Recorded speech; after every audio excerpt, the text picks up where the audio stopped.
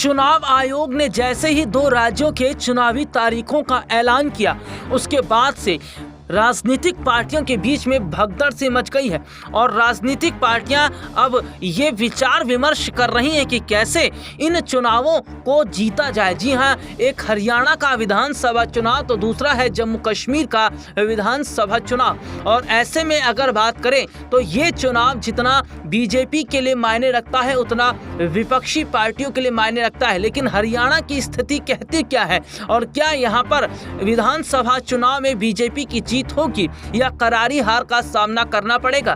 Bharatiya Janata party ने कुछ महीने पहले ही हरियाणा में बड़े बदलाव किए।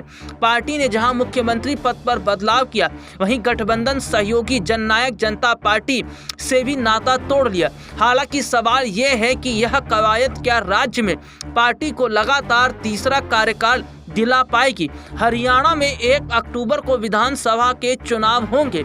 ऐसे में राज्य के मुख्य दलों की प्रमुख ताकत, कमजोरियां, अवसरों और चुनौतियों पर अगर नजर डालें तो देखा जा रहा है कि हरियाणा में 10 साल से सत्ता पर काबिज बीजेपी के पास बूथ स्तर तक मजबूत संगठनात्मक ढांचा है।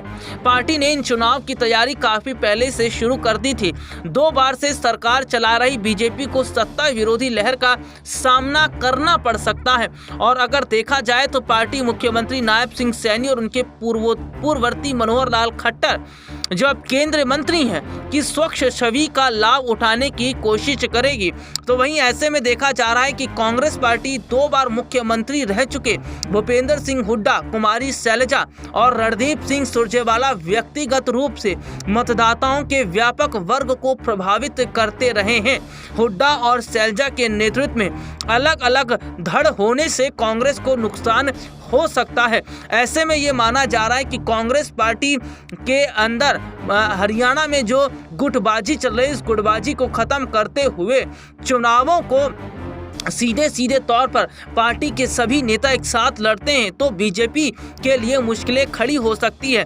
वहीं इनेलो का जिक्र करें तो इंडियन नेशनल लोकदल और जजपा जैसी पार्टियों के बीच जाट मतों का बंटवारा उसकी संभावनाओं को नुकसान पहुंचा सकता है। ऐसे में सीधे तौर पर देखा जा रहा है कि हरियाणा का विधानसभा चुनाव जीतने के लिए जहां दीपेंद्र हुड्डा एक बड़ी मशक्कत करते नजर आ रहे हैं, तो वहीं भूपेंद्र सिंह हुड्डा और कुमारी शैलजा जैसे बड़े नेताओं की एक टीम को तैयार कर दिया गया है ताकि लोगों तक ये बात पहुंचाई जाए कि कांग्रेस किस तरीके से उनके लिए काम करे। अब देखना होगा कि क्या राहुल गांधी हरियाणा विधानसभा चुनावों से पहले कई बड़ी धमाकेदार रैली करके, प्रियंका गांधी और तमाम कांग्रेस के बड़े नेता यहां धमाकेदार रैली करके इस चुनाव को पूरी तरीके से पलट देंगे।